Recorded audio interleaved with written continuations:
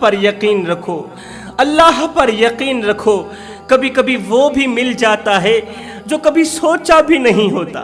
اور سنو، اللہ سے جب بھی مانگو بے حساب مانگو، اللہ سے جب بھی مانگو بلا جھجک مانگو، کیونکہ ایک میرے اللہ کی ہی تو ذات ہے جو واپسی کا تقاضا نہیں کرتی، ایک میرے اللہ کی ہی تو ذات ہے جو آنے والے سوالی کو بے عزت نہیں کرتی، رسوا نہیں کرتی، اسے تانے نہیں دیتی، معاشرے کے سامنے ذلیل و خوار نہیں کرتی، بلکہ دن میں 10,000 مرتبہ بھی اگر کوئی سوالی دروازے پر آ جائے، اللہ کی چوکھٹ پر آ جائے، تو اللہ تعالیٰ کی رحمت اس کا بڑھ چڑھ کے استقبال کرتی ہے۔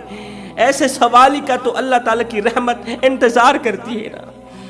جوانوں، یاد رہے، صبر، شکر، ذکر اور غریب کی فکر، یہ بہت بڑی عبادت ہے۔ صبر، شکر، ذکر اور غریب کی فکر، ان چیزوں کی بہت بڑی قیمت ہے، اللہ تعالیٰ کے سامنے ان چیزوں کی بہت بڑی قدر ہے۔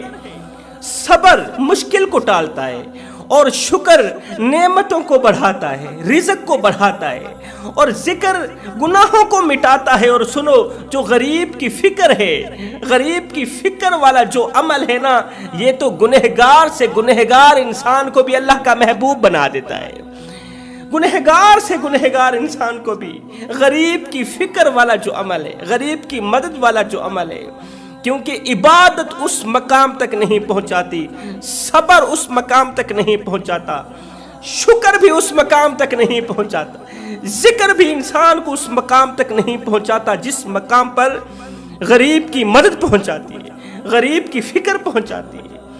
اللہ اکبر۔ اس لیے میں کہتا ہوں، عبادت اس مقام تک نہیں پہنچاتی جہاں غریبوں کی مدد پہنچاتی ہے، غریبوں کی خدمت پہنچاتی ہے۔ جوانوں، موسیٰ علیہ السلام کے دور کا ایک سبق کا موضوع واقعہ میری جھولی میں پڑا ہے۔ اس واقعے نے موسیٰ علیہ السلام کے دور سے لے کر آج تک لاکھوں کروڑوں نوجوانوں کی زندگی بدل ڈالی، لاکھوں کروڑوں بھٹکے ہوئے نوجوانوں کو راہ راست پر لگا دیا۔ ایک بار یہ واقعہ دل کے کانوں سے سنیں، آپ اپنے مقدر پر رشک کریں گے، آپ اپنی قسمت پر رشک کریں گے۔ اللہ اکبر۔ وہ واقعہ کچھ یوں ہے، درد بھرا واقعہ ہے۔ یہ واقعہ آپ کی زندگی بدلنے کا سبب بنے گا، ذریعہ بنے گا۔ جوانوں، حضرت سیدنا موسیٰ علیہ السلام کا دور مبارک تھا۔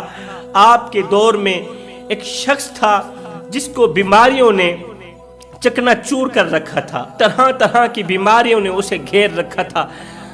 اس نے بڑا علاج کروایا، بڑے بڑے حکیموں طبیبوں سے علاج کروایا، مگر بے سود رہا۔ حکیموں طبیبوں نے اسے لا علاج ٹھہرا دیا کہ اس کا کوئی علاج نہیں ہے، اب یہ مر جائے گا، کیونکہ بیماری نے اس کے اندر کو کھوکھلا کر دیا، بیماری نے اس کے اندر کو ختم کر دیا، اب یہ نہیں بچ پائے گا۔ جوانوں، جب اس بیمار شخص کو علاج کی کوئی بھی صورت نظر نہ آئی، سامنے موت منڈلا رہی تھی، موت کا ڈر تھا، موت کے خوف کے اندر پھنس گیا، جب حکیموں طبیبوں نے اسے لا علاج قرار دے دیا تو اس کے کسی عزیز نے کہا، او بھائی، تو نے بڑے بڑے حکیموں طبیبوں سے علاج کروایا مگر بے سود رہا ہے، کسی کے علاج نے تیرے اوپر اثر نہیں کیا، کسی کی دوائی نے تیرے اوپر اثر نہیں کیا، تو چلا جا حضرت موسیٰ علیہ السلام کے پاس۔ میں نے سنا ہے کہ جو بھی موسیٰ علیہ السلام کے دروازے پر جاتا ہے خالی ہاتھ واپس نہیں جاتا۔ اے بندے، اگر تجھے شفا کی ضرورت ہے، اگر تجھے صحت کی ضرورت ہے، تو کسی اور کے دروازے پر نہ جا، نہ تو حکیم کے دروازے پر جا، نہ طبیب کے دروازے پر جا۔ تو نے بڑا ہی علاج کروا لیا مگر بے سود رہا ہے۔ میں تو یہی چاہتا ہوں کہ تو حضرت موسیٰ علیہ السلام کے دروازے پر چلا جا۔ میں نے سنا ہے وہ جو بھی دعا کرتا ہے اللہ تعالیٰ فوراً موسیٰ کی دعا کو قبولیت کا شرف عطا کرتا ہے۔ موسیٰ جس کسی کے حق میں جو بھی دعا کرتا ہے اللہ تعالیٰ قبول فرماتا ہے۔ موسیٰ علیہ السلام کے پاس جا کر اپنی صحت یابی کے لیے دعا کروا، اللہ تعالیٰ تجھے ضرور شفا دے گا، اللہ تعالیٰ تجھے ضرور صحت مند کرے گا۔ اب وہ شخص چونکہ اپنی دن بدن کی بڑھتی ہوئی بیماری سے بہت زیادہ پریشان تھا، فکر لاحق ہو گئی تھی کہ کہیں مر بھی نہ جاؤں، مر گیا تو چھوٹے چھوٹے بچوں کا کیا بنے گا۔ آج کا انسان یہ تو سوچتا ہے کہ میرے مر جانے کے بعد میری اولاد کا کیا بنے گا۔ مرنے والا یہ تو سوچتا ہے، اس بات پر روتا ہے، چیختا ہے، چلاتا ہے کہ میرے مر جانے کے بعد میری اولاد کا کیا بنے گا، میری بیوی کا کیا بنے گا، میرے بچوں کا کیا بنے گا، مگر یہ نہیں سوچتا کہ میرے مر جانے کے بعد میرا کیا بنے گا۔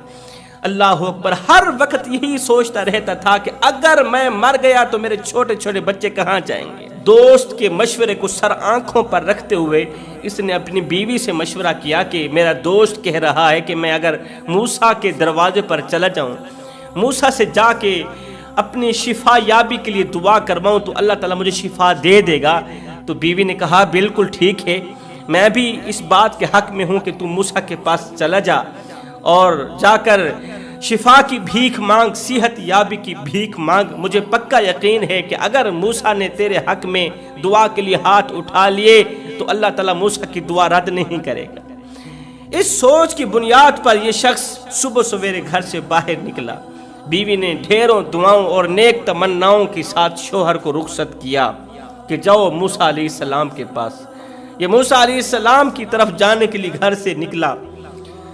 پورا دن اس نے سفر کیا، گرتے ہوئے، سنبھلتے ہوئے، اٹھتے ہوئے، بیٹھتے ہوئے، کڑکتی دھوپ میں، تتی ریت کے اوپر اس نے سفر کیا۔ تھکا ہارا شام کو آخرکار موسیٰ علیہ السلام کے پاس جا ہی پہنچا۔ موسیٰ علیہ السلام کے سامنے ادباً احتراماً کھڑا ہوا، کہنے لگا اے موسیٰ، تیرے دروازے پر کتے تو آتے ہوں گے، مانگنے کا سلیقہ ہو نا۔ اللہ اکبر، مانگنے کا سلیقہ ہو تو اللہ تعالیٰ پھر ایک راستہ نہیں کئی راستے کھول دیتا ہے۔ جس طرح کہتے ہیں توبہ کرنے کا اگر انسان کے پاس، گنہگار کے پاس سلیقہ آ جائے، گنہگار کو توبہ کرنے کا سلیقہ مل جائے، اگر وہ کسی سلیقے سے اپنے گناہوں سے توبہ کرے تو اللہ تعالیٰ نہ صرف اس کی توبہ قبول فرماتا ہے، نہ صرف اس کے پچھلے گناہوں کو معاف کرتا ہے۔ اگر دعا مانگنے کا، توبہ کرنے کا انسان کو سلیقہ مل جائے اور وہ سلیقہ میرے اللہ کو پسند آ جائے تو اللہ تعالیٰ گنہگار کے پچھلے تمام گناہوں کو بھی نیکیوں میں بدل ڈالتا ہے، پچھلے تمام گناہوں کو نیکیوں میں ڈال دیتا ہے، انسان کے درجات بلند کر دیتا ہے۔ تو اس شخص کو مانگنے کا بڑا سلیقہ تھا۔ موسیٰ علیہ السلام کے سامنے ادباً احتراماً کھڑا ہوا، کہنے لگا موسیٰ، تیرے دروازے پر کتے تو آتے ہوں گے، تو آنے والے دروازے پر آنے والے کتوں کو روٹی کا ٹکڑا تو پھینکتا ہوگا۔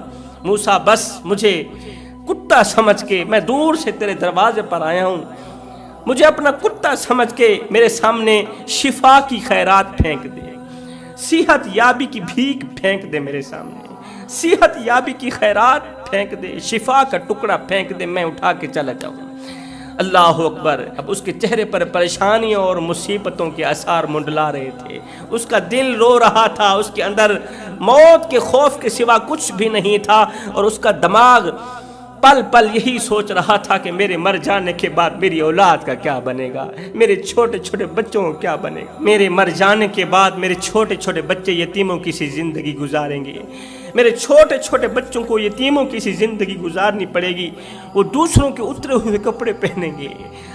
جوانوں، جن کے ماں باپ فوت ہو جاتے ہیں نا، جن کے ماں باپ مر جاتے ہیں، اس دنیا فانی سے رخصت ہو جاتے ہیں، پھر ان کے چھوٹے چھوٹے بچے، معصوم بچے یتیموں کی سی زندگی گزارتے ہیں، پھر ان پر اللہ کے سوا رحم کرنے والا کوئی نہیں ہوتا، ان کی فکر کرنے والا کوئی نہیں ہوتا، وہ دوسروں کے اترے ہوئے کپڑے پہنتے ہیں، وہ دوسروں کے اترے ہوئے جوتے پہنتے ہیں، وہ دوسروں کا بچا ہوا کھاتے ہیں، اپنا پیٹ پالتے ہیں۔ اللہ اکبر، اس کے چہرے پر پریشانیوں اور مصیبتوں کے آثار منڈلا رہے تھے، اندر موت کے خوف کے سوا کوئی اور خوف نہیں تھا۔ دماغ میں ایک ہی ویڈیو چل رہی تھی، ایک ہی سین چل رہا تھا کہ میرے مر جانے کے بعد میری اولاد کا کیا بنے گا۔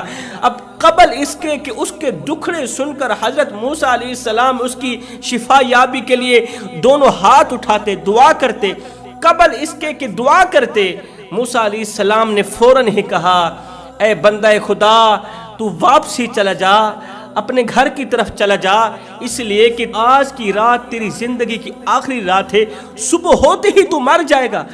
آج کا دن، آج کی رات تیری زندگی کی آخری رات ہے۔